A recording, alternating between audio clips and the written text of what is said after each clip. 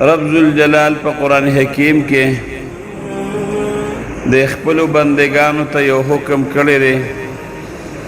ان الله و ملائکته یصلون علی النبی الله وی چې په دې پیغمبر باندې زم درود لېږم زما فرشتې په دې پیغمبر باندې درود لېږي نو اے د ایمان خاوندانو تاسو په دې پیغمبر باندې درود او سلام دا لېږئ ورونو د دې آیات نه خو یو د نبی کریم صلی الله علیه و آله وسلم هغه ډېر لوی شان معلومیږي او بل دا امت بهترین او غوره امت ته د هم ته نه معلومیږي ګور رب ذوالجلال قرآن حکیم کې ځای په ځای د خپلو بندگانو ته حکمونه کړي دي بعضې ځای کې راځي چې یا بعضې ځای کې راځي و اقیموا الصلاة چې تاسو مونځ کوئ راځي و آتوا الزکاة چې تاسو زکات ورکوئ دا راځي چې تاسو حج کوئ جهاد کوئ وغیره وغیره خو چرتم رب العالمین دا ندی ویلی چې زه مونځ کوم نو تاسو هم مونځ کوئ چته رب العالمین دا ندی ویلی چې یاره زه حج کوم نو تاسو هم حج کوئ زه دا پلان کې کار کوم نو تاسو هم دا کار کوئ زه دا پلان کې کار کوم نو تاسو هم دا کوئ چتم رب العالمین دا خبره نه ده کړې خو چې د دواړو جهانو د سردار مبارک خبره راله او د درود خبره راله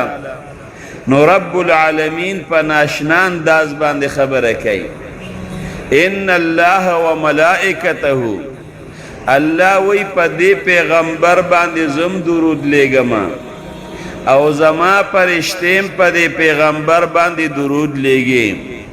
نو اے مومنانو ما سره او زما فرشتو سره تاسو په دې کار کې شریک شئ تاسو په دې پیغمبر باندې درود او سلام لېږئ نو یو خدا امت د رسول الله مبارک او دا مومنان دام بهترین امت او بهترین خلق ته دا مسلمانان بهترین خلق ته چې دا په دې درود ویلو کې رب العالمین سره په دې کې دا شریک شو او بل د دواړو جهانو د سردار مبارک هغه مرتبه م الله ښیي چې ګورې ستا د درود پیدا د پیغمبر ته نشته الله وی زه پې درود لېږم زما فرشتې پې درود لېږي نه الله وی زه زما فرشتې پې لېږو نو ستا د درود پیدا ورته نشته که ته وې نو پیدا به تا ته نورونو څنګه چې انسان باندې مونځ فرض دی که دې مونځ اونکړي نو دې ګناهګارېږي څنګه چې په انسان باندې روژه فرض ده که دې روژه ونه نیسي نو دې ګناهګارېږي دغه رنګې په دې ټول عمر کې په هر مؤمن او په هر مسلمان بنده باندې درود فرض دی یو ځل به خامخا دې درود وی کوي نه و نو دې ګناهګار دی یو جون کې یو ځل به خامخا وي او بیا چې یو مجلس کې د رسول الله مبارک نوم بار بار اغشتلی کېږي نو په هغې مجلس کې چې نوم بار بار اغشتلی کېږي نو په تا باندې یو ځل درود ویل دا بیا واجب دی او که هر ځل د رسول الله مبارک نوم واغشتلی شي او ته هغې سره درود وی نو دا بیا درود ویل دا مستحب دی نو د دواړو جهانو مبارک باندې برونو دا درودم وایو ان الله و ملائکته یصلون الله په دې پیغمبر درود لېږي درود څه مطلب الله په خپل رحمتونه را لېږي د رحمتونو باران په الله پاک کوي او د الله چې کومې فرشتې دي هغه هم دعاګانې کوي نو پاک پیغمبر مبارک امت ته الله فرمایي چې تاسو په دې خپل پیغمبر باندې درود او سلام دا لېږئ الله موږ ته حکم کړی څنګه چې موږ مونځ کوو نو ورونو په مونځ عبادت ته موږ ته په ثواب میلاویږي څنګه چې مونږ د قرآن حکیم تلاوت کوو د قرآن حکیم په تلاوت باندې مونږ ته ثواب ملاویږي او د قرآن حکیم په تلاوت باندې مونږ رب العالمین ته دا نږدې کېږو نو دغه رنګ چې مونږ او تاسو درود وایو نو په دې درود باندې مونږ به د دواړو جهانو سردار مبارک ته نږدې شو او په دې درود باندې به مونږ الله ته هم نږدې شو او دا درود عبادت ته په دې به مونږ الله ثواب هم راکوي الله ته به پیسې نږدې شي حدیث مبارک کې راځي چې د قیامت پر ورځ درې ډلې به درې کسان به یعنی درې ډلې به او دا به د رب العالمین د عرش د سوري لاندې اگر وس چې نه پکې ونشته چې د هغې د سوري لاندې کښېنې نه کوټه شته چې د هغې د سوري لاندې کښېنې نه چتری شته چې د هغې د سوري لاندې کښېنې نه دیوال شته چې د هغې دیوال د سوري لاندې کښېنې نور به یو نیزه ښکته شي نور به د یو نیزې په برابر وي سخته ګرمي به خلق به په خپلو خولو کې ډوبي خو هغې دریو کسانو کې یو کس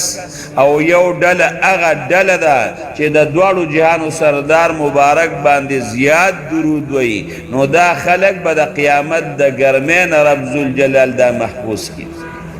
او د قیامت د ګرمۍ او د تونې چې الله پاک محفوظ کوي او د دوی حفاظت کوي نو رب العالمین چې دوی ته سوري نصیب کړي نو د خپل عرش سوري به ورته نصیب کړي الله به خپل عرش ته نږدې کړي او د رب العالمین د عرش سوري به ورته نصیب شي نو ګوره الله ته دا نږدې شو او د دواړو جهانو سردار مبارک ته انسان په درود باندې نږدې کېږي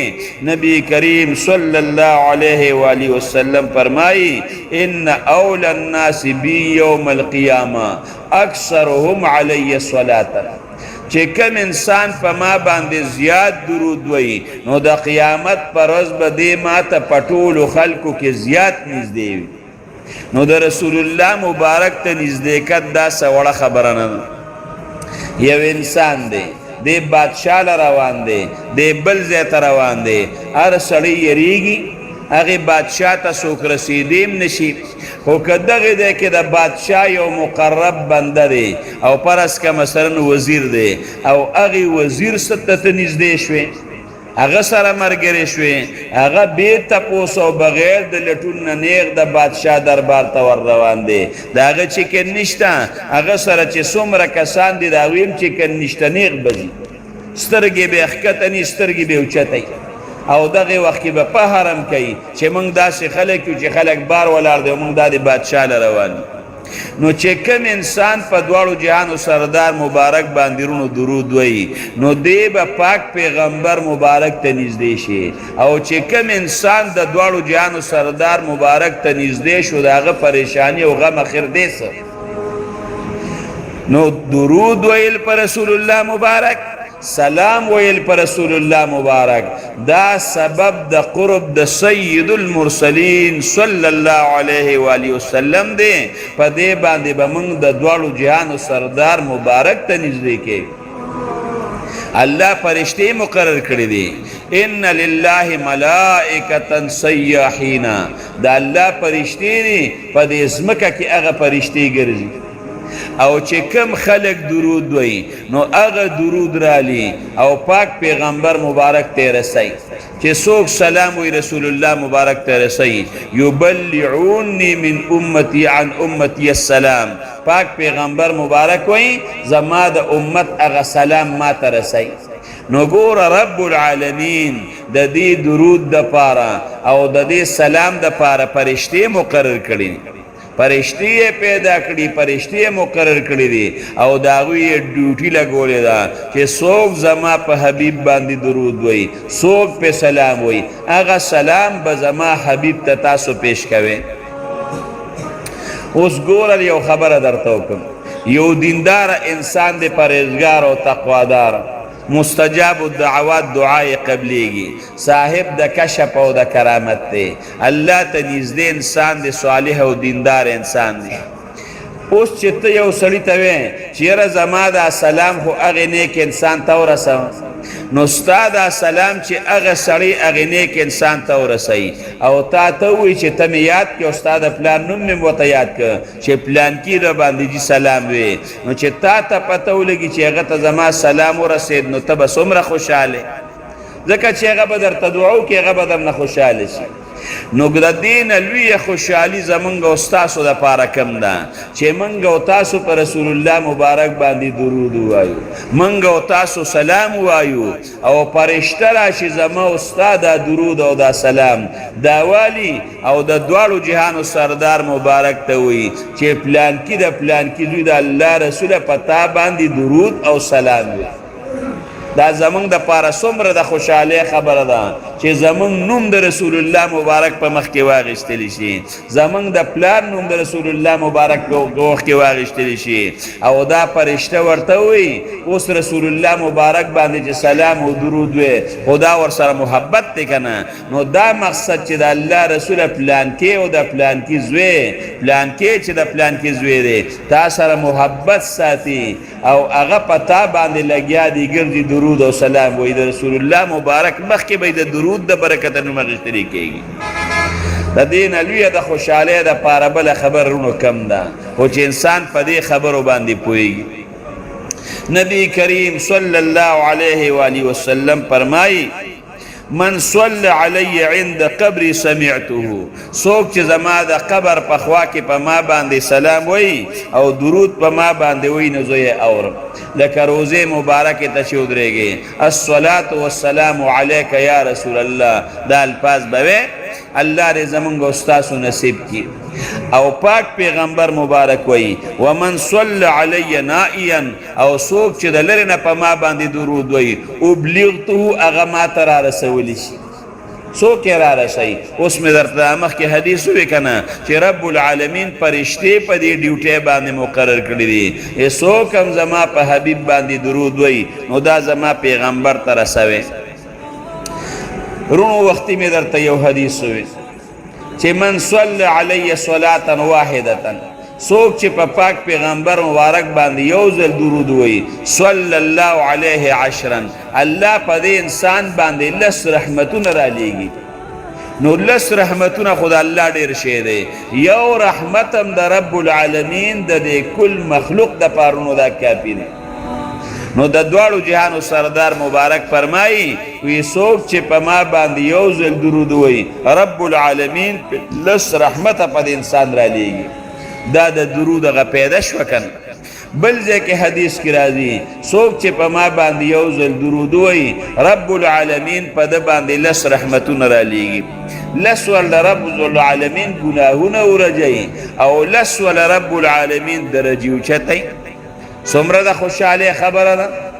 بل ځای کې د دواړو جهانو سردار مبارک فرمایي دغه مخکې حدیث وه د ما خولې نه رب العالمین ختلی نو حدیث مبارک دی. رسول الله مبارک فرمایي چې څوک په ما باندې یو ځل درود وایي نو رب العالمین په دې انسان باندې او یا رحمتونه رالیږي. دا رونو د درود پیدا ده. نو درود به د دواړو جهانو سردار مبارک باندې موږ ډېر زیات وایو، ډېر زیات درود به رسول الله مبارک باندې وی. بعضې خلک وایي یاره جي کور کې پریشانۍ دي، کور کې مصیبتونه دي، کور کې بیماری دي، جنگ ده او جګړه ده، بچې نافرمانه پلان او ډینګ اخوا دیخوا. نورونو بعضې وخت کې انسان باندې یو بیماری راشي ذاتي بیماری وي د رب العالمین د طرف نه په یو انسان باندې ازمایش امتحان. بعضې وخت کې داسې وشي چې یو انسان ګناهګار دی د الله نافرمانه دی، نو چې دی د رب العالمین نافرمانه دی نو الله ولې دنیا کې داسې لږه لږه سزا ورکوي. بعضې وخت کې په ده باندې بیمار راولي، بعضې وخت کې ښځه نافرمانه شي، بعضې وخت کې بچې نافرمانه شي، بعضې وخت کې چې کوم دی رور نافرمانه شي، کشرور دا نافرمانۍ رونو دا شروع شي. دا ولې دا رب العالمین خبرې ته ګناه کې د الله خبره نه منې، د الله مخالفت کې، نو دا شیزونه در باندې رب العالمین دا راولي. اوس به دا شیزونه رونو ختمیږي کله د الله قهر او عذاب چې راغلی دا به ختمیږي رونو پس اور به وجنې پس په اوبو باندې به وجنې. نو چې ته د دواړو جهانو سردار مبارک باندې درود شروع کې نو رب العالمین به پتا باندې خپل رحمت را لېږي یو ځل درود دی وي لس رحمتونه راولېږل الله نو داسې الله نه کوي چې یو خوا در باندې قهر او عذاب هم راولي او بل خوا در باندې رحمت هم راولي داسې الله بیا نه کوي چې کله د الله رحمت راغی او د الله رحم راغی عذاب د رب العالمین به بیا دا ختمیږي نو که د خپل ځان نه د الله هغه قهر د الله هغه غصه او د رب العالمین هغه غضب ختمول غواړي او رب العالمین په ځان باندې مهربانه کول غواړي او د الله د رحمتونو باران په خپل ځان او په کور باندې کول غواړي درود له به زور ورکړي درود به ورته بیا د الله رحم ته ګوره د رب العالمین هغه رحم ته بیا ګوره رحمتونه به راشي جنگ جګړې به ختم شي پریشانې به ختم شي مصیبتونه به ختم شي هر څه به ختم شي په عربو کې پخوا یوه قاعده وه اوس نه پوهېږو چې عربو کې هغه شی په دې وخت کې شته او که نشته خو دوه کسان عربیان چې به یو بل سره په جګړه شي یو بل طرف په غوسه شو یو به یو ته وینا شروع کړه بل به بل ته وینا شروع کړه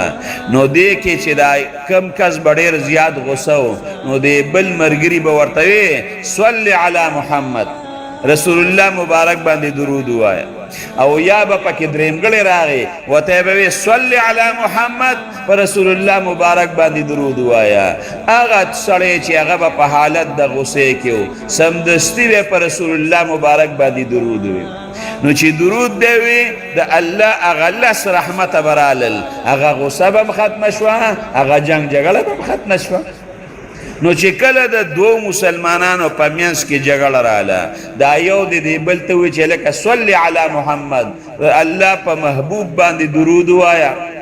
رسول الله مبارک باندې درود ووایه یا د درېمګړی ورته وایي چې درود ووایه چې دا درود وي او هغې ځای کې یو کس درود ووایي انشاءالله العزیز هغه جنګ او هغه شر د دوه مسلمانان هغه کور وانېدل هغه مسله به ختمیږي د الله رحم به راځي جوړه برونو دا کېږي نو درود کې ډېره زیاته پیدا ده که ته دې دیوال ته بیټري ووې نو ستا د هغې رڼا هغه پیدا د بیټرۍ هېڅ دیوال ته نشته هغه رڼا به راوتمبېږي تا ته به لار وښیي چې ما لړم پکې شته او که پکې نشته نو د دې درود پیدا به چا ته رسي د دې درود رونو دا پیدا به موږ ته په دنیا کې هم پیدا شته او په آخرت کې هم شته یو صحابي د رسول الله مبارک راغی او د دواړو جهانو سردار مبارک ته وایي وایي د الله رسوله زه په تا باندې درود ویمه نو څومره درود در باندې ویمه یوي څه درود هغه ویم پاک پیغمبر مبارک ورته چې څومره دې خوښوي نو د دې فرایضو نه علاوه ځکه بعضې وخت کې خلک فرایض کوي چې څومره دې خوښوي نو د هغه وی د الله رسوله څلورمه حصه به هغه په تا باندې درود ویم څلورمه حصه د دواړو جهانو سردار مبارک ورته وی ډېره ښه ده خو که د دې نه دې زیات کړو نو دا به درله بهتري هغه وی د الله رسوله نیم به چې کوم دی په تا باندې درود وی پاک پیغمبر واک ته وی ډېره زیاته ښه ده خو که د دې نه دې زیات کړو نو ستا دپاره به بهتري هغه وی د الله رسوله 3 حصې به په تا باندې درود وی دا یوی څه وخت به په دعا کې او په دې نورو کارو کې دغه کم صرف کمه او 3 حصې به په تا باندې درود ویم د دواړو جهانو سردار مبارک وته چې څنګه دې خوښوي خو که د دې نه دې زیات کړو نو ستا دپاره به بهتري هغه وایي د الله رسوله به ټول به په تا باندې درود ویم ټول به په تا باندې درود ویم رب العالمین ورته څه وایي چې ته ټول وخت درود له ورکې نو ستا هغه غمونه هغه به رب العالمین دا ختم کړي او رب العالمین به ستا ګناهونه معاف کړي تا سره ډوډۍ غم دی تا سره د چای غم دی تا سره د زوی د واده غم دی تا سره د پیسو غم دی تا سره د خوراک غم دی چیرې رزق باندې په کومه طریقه پراخه شي پیسه په کومه طریقه پیدا کما پیښه به کنه دا براته په کومه طریقه ملو شي دا ټول غمونه پریشانې دي کنه چې درود لدې زور ورک دا ټول غمونه به رب العالمین ختم او دا غمونه ختمول خو لا پرېږده چې په انسان باندې د ګناهونو د غرونه باري د دې نه لوی غم کم دی رب العالمین وایي د آخرت هغه پریشاني به دې ختمومه هغه ګناه چې ستا د جهنم د تلو سبب دی قبر کې د مالانو او د لړمانانو د هغې ټکونو سبب دی ستا دپاره نو هغه ګناهونه به درله رب العالمین پاک پیغمبر مبارک ویورجي دا د درود څومره پیدا ده دې درود پیدا تا ته دنیا کې رسی د دې درود پیدا تا ته قبر کې رسی او د دې درود پیدا تا ته د محشر په میدان کې رسی رسول الله مبارک ته به نږدې شي او د عرش سوري ته به نږدې شي نو چې موږ د دواړو جهانو سردار مبارک باندې درود وایو نو د دې پیدا برونو ما درته وي موږ ته به یو ګورې درود عبادت ته ثواب پې میلاوي که کلم یو مصیبت در باندې راغی د دې درود د برکته به درته خیر میلاوي دلایل الحیرات یو کتاب دی او دا کم خلک چې د تصوف په دې لین کې نو هغه وایي د هغې هغه ویل کوي خپلې روزې دي په هغې باندې هغه درود دي په هغې اندازه باندې هغه وایي نو د دې دلایل الحیرات چې کوم مصنف دی ده دا ولي ولیکه دې یو ځای ته تللی و چته ته نو یو ځای کې داسې صحرا غوندې و نو هغې ځای کې د مانځه ټیم پرې راغی د اوبو تعالی شیکو چیرې اوبه پیدا کړم او اودس پې وکړم وګرځېد اوبو پسې اوبه نه وې یو ځای کې اوبه پیدا کړ یو کوی یې پیدا کړ اوبه خو په کوی کې شته او په کوی باندې اوس برقه نشته او چې په کوی باندې برقه نشته نو ته به اوبه راوباسې پسې چارهدام به په څه باندې کې اوس که جام هم پروت دی باټې هم پروت دی خو رسۍ نشته په څه باندې به اوبه راوباسې بغیر د رسۍ نه خو کار نه کېږي بغیر د برقې نه خو کار نه کېږي دی جس پریشانه دی او خفه دی یو ماشومه جینۍ و یوه جینۍ هغې ورته وي ولې داسې خفې او پریشانه یاره وایي د اودس د مانځه ټیم دی اودس مې کوو کوی کې اوبه شته برقه نشته رسۍ نشته چې په هغې باندې د دې کوی نه اوبه راوباسمه هغې ورته وی دا څه دومره غټه خبره خو نه ده دا خو وړه خبره ده اوس ته لږ انتظام کوم هغه جینۍ راغله او د کوی په غاړه باندې هغه ماشومه ودرېده هغې کوی ته معمولي غوندې لږې غوندې لاړې ورتو کړې هغه اوبه د کوی سر له رالې او بار پرې راوبېدې چې اوبه بار راوبېدې بد د پې زر زر چارهدام وکړه مانځه ته یې ځان تیار کړ هغه جینۍ ته حیران شو چې دا خو د ډېرې لویې مرتبې جینۍ ده او داسې څه وظایف دي چې دا کوي چې دا دومره لوی کمال ته دا رسېدلې ده هغې جینۍ نه یې تپوس وکړه وایي دا ته څه وې څه وظایف کې ودې وې څه کوی ته خو د پوچې لاړې تو کړې اوبه خو د کوی نه بار راووتې هغې ورته وخاندل وایي زما وظیفه ده درود دی درود دا ټول د درود برکت دی زه د دواړو جهانو سردار مبارک باندې ډېر زیات درود ویمه چې څه مشکل ما ته پیښ شي د دې درود د برکته زما هر مشکل حل کېږي نو درود کې رب العالمین ډېر لوی خیر ښودی غالبا سفیان ثوری رحمت الله علیه واقعه ده مولانا زکریا رحمت الله علیه هغه هم لیکلې ده او دا هغه هم لیکلې ده او نورو کتابونو هم دا واقعه لیکلې ده یو سړی مولانا دغه وی سفیان ثوری رحمت الله علیه وی دې را سره حج له تللی وم نو وی دې را سره یو ځای شو نو اوس زم طواف کوم دې هم طواف کوي وی دی بس درود دی وی قدم په قدم باندې درود وی قدم په قدم باندې درود وی قدم په قدم باندې درود وی هر ځای کې درود وی ما ورته وی چې ګوره دا خو بعضې محدثینو دپاره بعضې محسوس دواګانې دي فرض که مثلا دې ځای له راورسېدې د حجر اسود خواله راورسېدې یا فرض که مثلا د حجر اسود نه رامخکې چې کوم ګوټ دی د هغې او د حجر اسود په مابین کې دغې وخت کې به څه وی کمه دعا به وی مستون دعاګانې دي پکې نو هغه دعاګانې ولې نه وی چې درود وی وایي داسې چل نه چې د دې درود کومه پیدا ما لیدې ده که نه نو دا پیدا ما د یو شیم نه ده لیدې په دې وجه زه قدم په قدم باندې درود ویم وی ما ورته وی چې درود دې څه پیدا لیدلې ده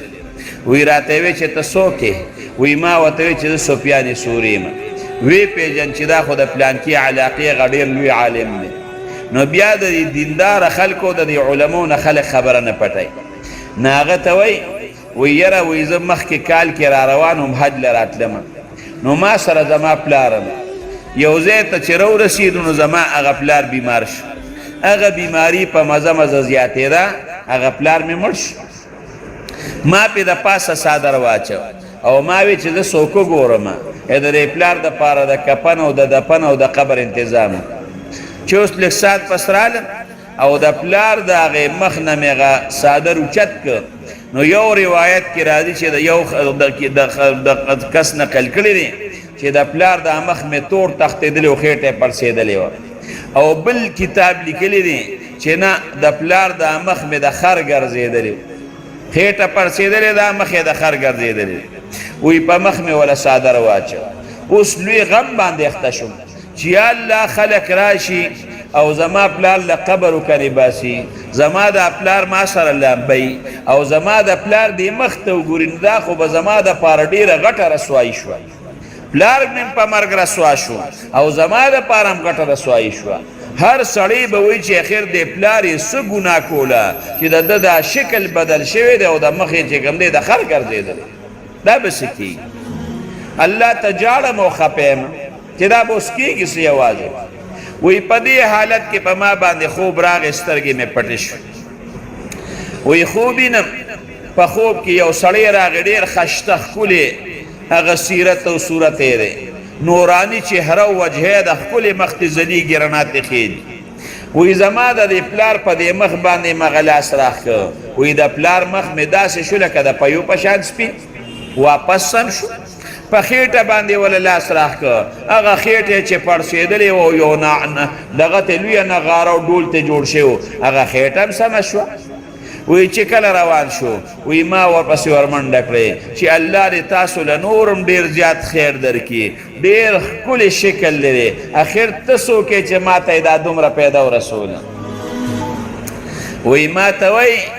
چې تاسو ونه پیژندم وی ما ورته وی نه وی راته وی چې زه ستاسو پیغمبر یم که نه محمد رسول الله صلی الله علیه و آله وسلم ستا دا پلار سودخور و سودخور ده به سود ډېر زیات کو نو چې دی مړ شو نو رب العالمین د ده دا مخ بدل که او شکل یې له بدل که هغه یې مسح کړه خو ستا د پلار یو عادت و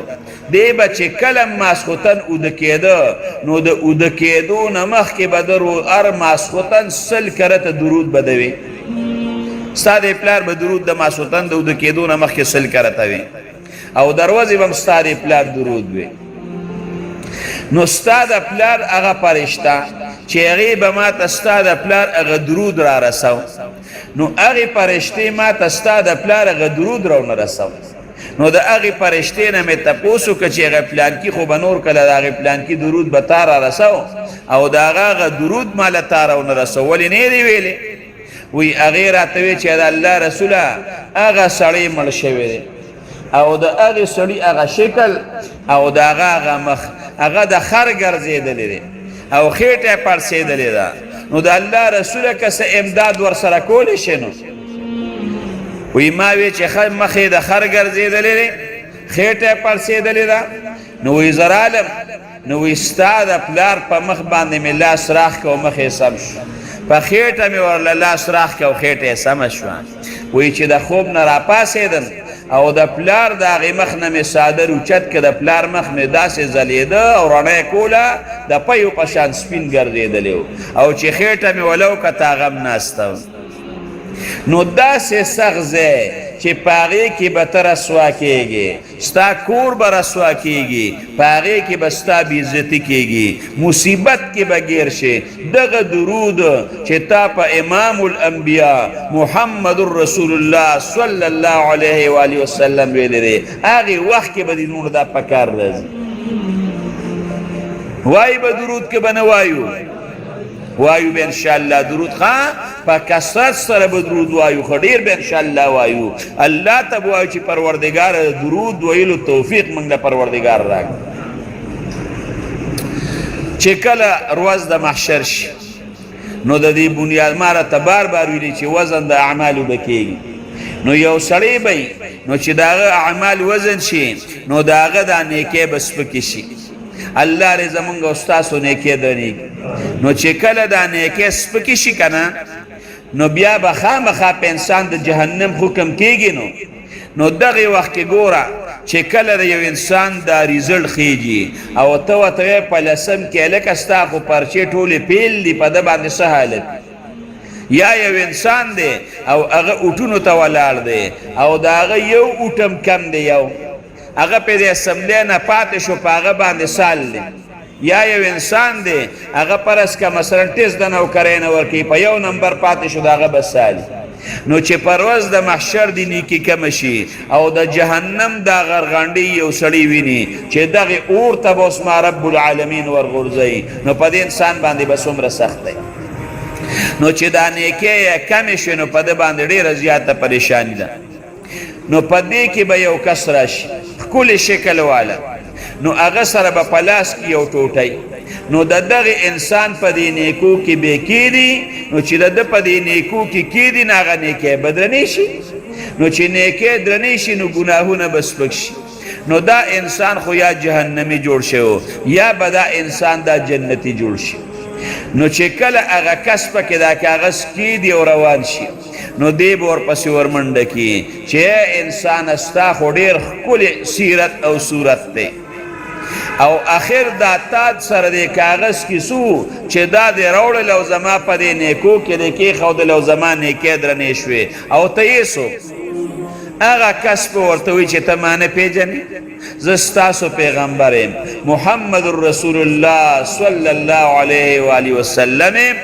او دا هغه درود دی چې دنیا کې تا په ما باندې ویلی و دا مې درله ساتلی و او دا مې راوړو ستا د نیکو کې مې ور واچو دا د نیکۍ دې درنې شو نورونو چې درود وی او په اخلاص باندې وی او په محبت باندې وی نو دې کې دومره وزن دی چې زه څه ویم که دومره وزن بیا بل څه کې پیدا شي قرآن کې ډېر وزن کلمه د شهادت کې ډېر وزن رسول الله مبارک باندې چې درود وی نو ډېر زیات وزن دی پکې وایي به درود که نه زمونږ د ښکلي پاک پیغمبر وار ډېر لوی شان دی دنیا ته خو په آخره کې راغلی دی لیکن چې کله حضرت آدم علیه السلام الله پیدا کړ نو آدم علیه السلام چې الله پیدا کړ نو رب العالمین آدم علیه السلام پرشتې په سجده باندې وغورځولې آدم علیه السلام ته وښوله چې ګورې تاله مې یو لوی شان درکړ نو بیا د آدم علیه السلام د ګسې پختۍ نه رب العالمین بی بی هوا پیدا کړه ډېره زیاته خوبصورته وه ډېره زیاته ښایسته وه نو د الله شان د انسان خامخا زنانه طرف ته فطرتن هغه میلان وي نو حضرت آدم علیه السلام د بی بی هوا طرف ته د لاس ورګوت کړ نو چې هغې ته یې د لاس ورګوت کړ نو فرشتو ورته وی لاس به نه اوږده یو خو به ستا او سلام فرشتو ته وایي مهر سرې څه مهر کې ورکړم هغه فرشتې ورته څه وایي وایي د آخر زمانې چې کم پیغمبر را دي ستا په نوسو کې محمد رسول الله صلی الله علیه و آله وسلم په هغه باندې 3 کرته درود ووایه بل روایت کې 10 کرته را دي چې 10 کرته درود پې ووایه دا به د مهر شي بیا به ښځې له ګوتې وړې آدم علیه السلام ته الله پاک وښوله چې ګورې ته خو مې پیدا کړې خو وروسته به دنیا کې ستا په بچو کې یو پیغمبر راځي هغه له چې مې کومه مرتبه ورکړې ده ګورې دا مې چاله نه ده ورکړې په دې باندې ټول الحمدلله ووایې الحمدلله الله اکبر کبیره زمونږ الله ډېر لوی دی الحمدلله چې ښه شته الله شته او زمونږ رب شته او زمونږ پیغمبر له ډېره لویه مرتبه ورکړې الحمدلله دا زمونږ عزت دی رونو دا زمونږ عزت دی مثال به درله درکړم ستاسو په دې تورمزو کې اکثر خلک ډېر کسان موږ سره یو ځای شي موږ ته وایي ستاسو په دې تورمزو کې او په دې محله کې په دې مفتی آباد محله کې زما چې کوم مشر ورور دی شیخ الحدیث مولانا محمد ادریس صاحب زما استاد دی د وړو کتابونو هم او د احادیثو مبارکه هم زما استاد دی نو هغه له الله پاک یو عزت ورکړی دی نو شاګردان یې په دنیا کې خواره دي نو چې بعضې وخت کې یو ځای ته لاړ شي څوک درنه تپوس وکړي هلکه ته له کوم ځای زه د تورمزو یم هلکه شیخ صاحب پېژنې وا زه خو د هغه د محلې یم دا د نهال له مخامخ ناست دی وی د دکان راتلم وی یو کس را سره میلاو شو وی د زه چېرته روان وم په موټر سایکل وی هغه شیخ صاحب نوم مې ورته وایي چې تا تورمزو ته اوس رسوم اسلام آباد کې یو کس دی ما ته وی د شیخ صاحب هغه چې کوم دغه دی که نه وی د هغه باندې چې الله کوم فضل کړی یوازې په هغه باندې نه دی وی هغه په منګه باندې هم دی وی لاړ شو کوټل ته چې ته لاړ شو شیخ صاحب تذکره راشي زه خو د کلي وی دومره قدر به کوي پیسې هم رانه لاړې نو چې اوس په یو محله کې رونو یو عالم دی نو د هغې محلې خلق قدر کوي که نه کوي که چېرته لاړ شي بار خلق قدر کوي دا ولې دا د عالم په وجه او د نیک انسان په وجه باندې رونو دغه خلق بیا عزتمن شو د هغه رشتهداران او بچي دا عزتمن شو نو د دواړو جهانو د سردار مبارک د برکته د پاک پیغمبر مبارک امت عزتمن دي رونو دا د چا د برکته دا د امام الانبیاء د محمد رسول الله صلی الله علیه و آله وسلم د برکته نو آدم علیه السلام چې درود وی دا به مهري خورونو محبت غواړي علیه السلام سره کنه د دواړو جهانو د سردار مبارک سره محبت هغه رکاوټې به ختمه و زمونږ او د پاک پیغمبر مبارک د محبت په مابین کې کمې رکاوټې دي زمونږ هغه ته رسېدو کې کمې رکاوټې دي الله ته په رسۍ کې کمې رکاوټې دي هغه به ختمه یو کتاب د شر جامي نو دا یو عالم لیکلی ده او دا عالم هم ډېر زیات نیک انسان تیر شوی دی او زمونږ په دې مدرسو کې دا کتاب ویلي کېږي ډېر بهترین کتاب دی ډېر بهترین کتاب نو دې عالم چې دا کتاب ولیکه نو حج له تللی او د دواړو جهانو د سردار مبارک عاشق لکه حاجي محمد امین صاحب چې عاشق الرسول داسې عاشق نو دس اشعار جوړ کړي زه محجورې برآمد جان عالم پارسی کې دا اشعار جوړ کړي او دا یو قص او نیت کړی چې د دواړو جهانو د سردار مبارک روزې ته ودرېږم نو دا شعار به ویم نو چې کله مکې مکرمې ته لاړه او هغې ځای کې حج وکړه نو بیا ته مدینې منورې ته نو د مکې مکرمې چې کوم والي دی هغه د دواړو جهانو سردار مبارک نبی کریم صلی الله علیه و آله وسلم په خوب کې ولید رسول الله مبارک ورته دا سړی داسې وښو وی دا عبدالرحمن جامی چې ګورې ما له مدینې منورې ته راپرېنه دي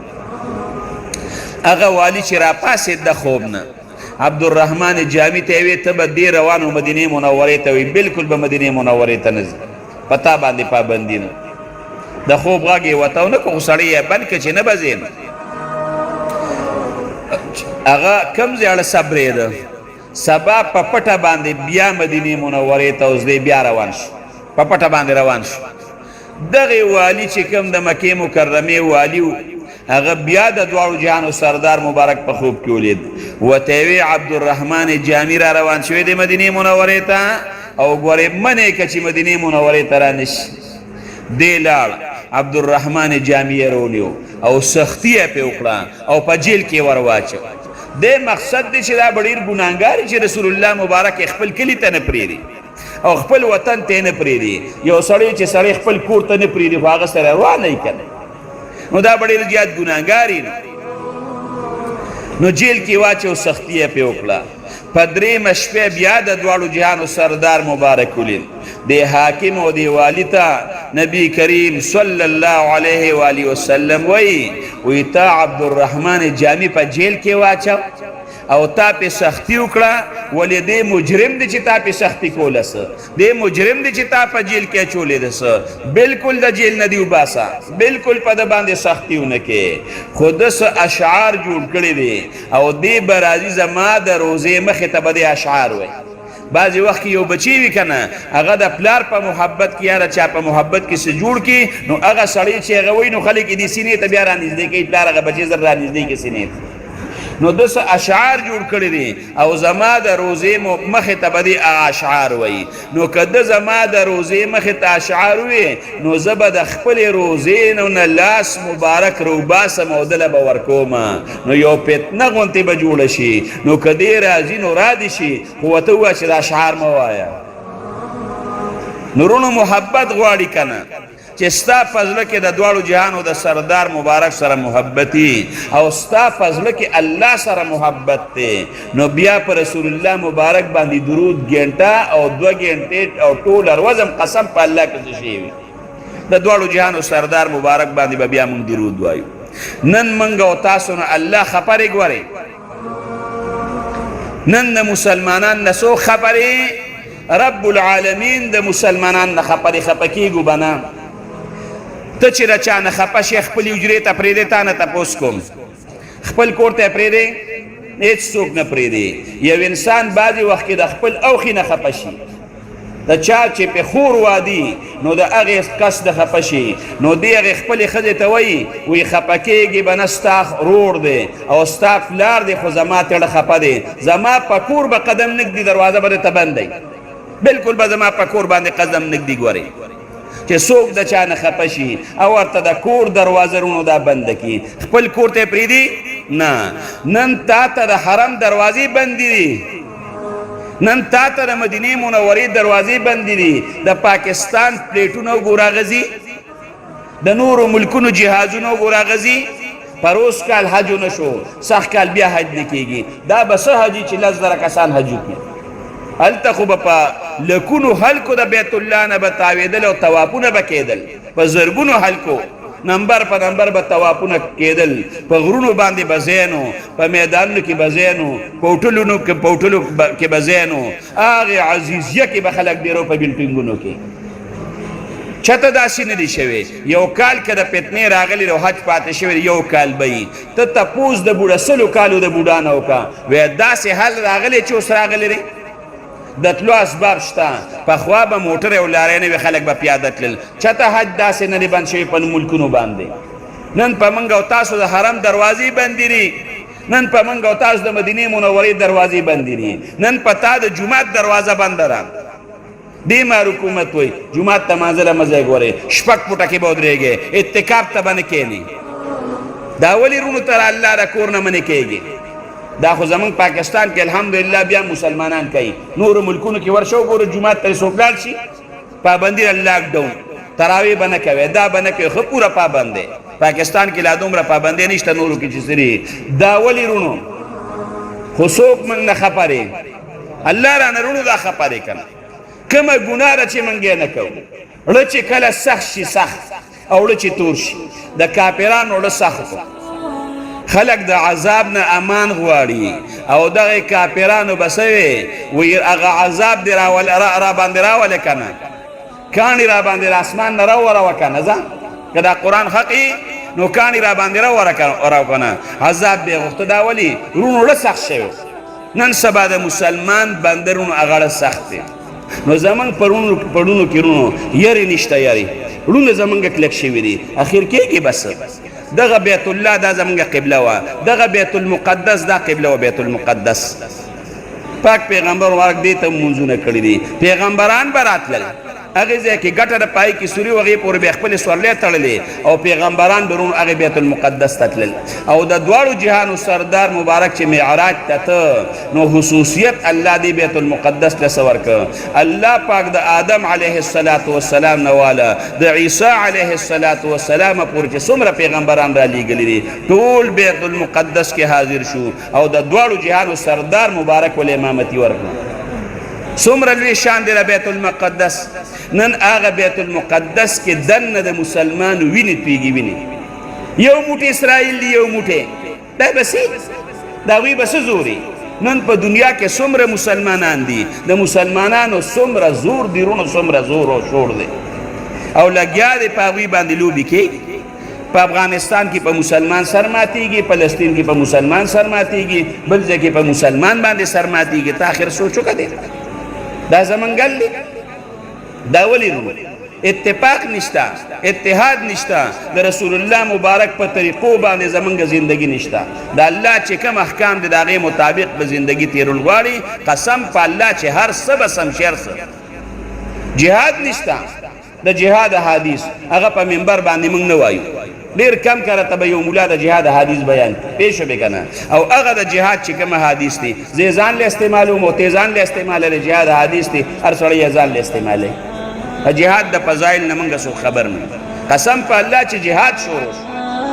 22 لاک مربع میل علاقه عمر فاروق رضی الله عنه چې فتح کړې ده مینه ته چاته نه دی کړې تورې ته یې ګوتې کړې دي تورې ته خلافت عثمانیه ته وګوره که نه دا دین چې د دنیا دی ګوټ ګوټ ته رسېدلی دی دا مینه تورې کړې دي چاته څه دا په مینت باندې شوي دي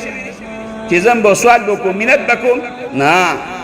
تورې ته به ګوتې کول غواړي هله به سمیږي خو رونو څه به وکړو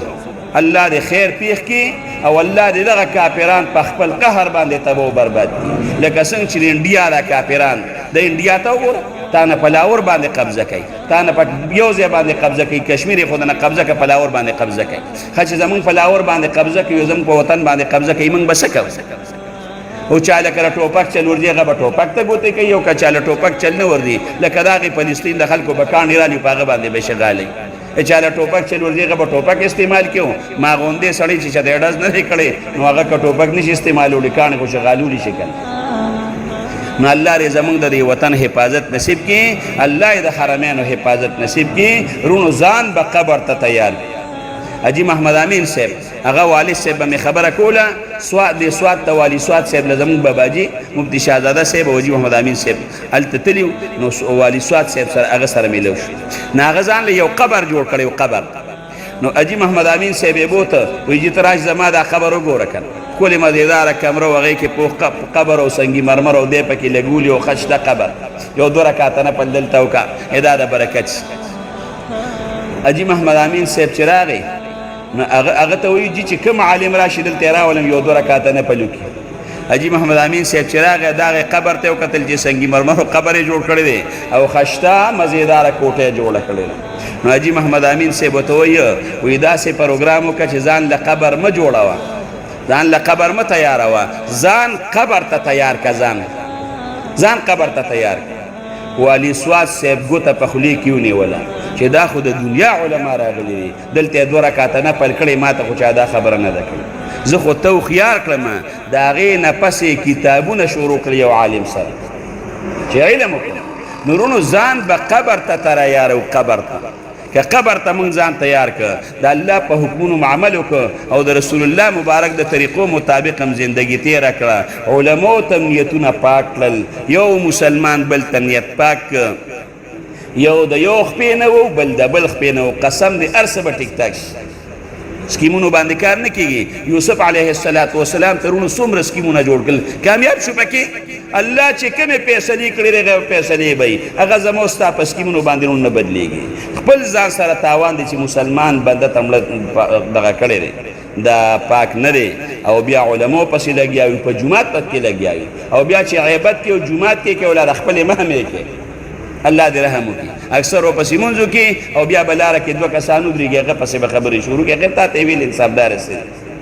علماو پسې خبرې مه کوئ نیکانو خلکو پسې خبرې مه کوئ خپل مابین کې چې کومې روانې دي هغه روانې په روغو باندې بدلې کې ړونه یو بل ته پاک کې خپل عبادتونه بل له مه ورکوئ چې محفوظ اخرت ته خپل عبادتونه یوسئ نو د دواړو جهانو سردار مبارک په امام الانبیا باندې مونږ درود وایو انشاءالله العزیز چې الله پاک سره زموږ روغه راله الله سره م روغه وکړه او الله نه معافي وغوښتله ټولې دنیا دا نظام به صحیح شي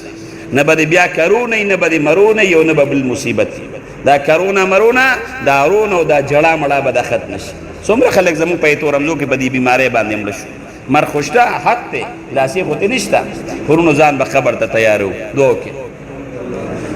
یا الله زمونږ راضي شي الله موږ د خپل قهر نه وساتي الله موږ د خپل عذاب نه وساتي الله د دواړو جهانو خیر راله راکړي خپل مابین کې پروردګار د اتفاق او د اتحاد زندگی نصیب کړي الله د بې اتفاقۍ نه پروردګار وساتي الله د جوماتونو په خپل عبادت باندې عبادت کړي الله د حرمینو حفاظت نصیب کړي الله د بیت المقدس حفاظت نصیب کړي او د اسرائیل الله هدایت ورته وکړي او که هدایت په قسمت کې نه نو په خپل قهر باندې تباہ او برباد کړي داسې بیماری په پروردګار راولي لکه چې په چرګانو مرض راشي او په یو ورځ باندې پروردګار تباه شي دغه رنګې پروردګار تباه او برباد کړي په خپل قهر وي چې کوم کافران په مسلمانانو باندې ظلم کوي هغه کافران الله په خپل قهر باندې تباه او برباد کړي او د مسلمانانو د هر مل پروردګار حفاظت نصیب کړي یو مل د مسلمان ته الله د کافر د پلیت قدم مراولي د مسلمانانو د هر مل پروردګار حفاظت وکړي اخر وقت په خولي دا کلمه روانه کړي لا اله الا الله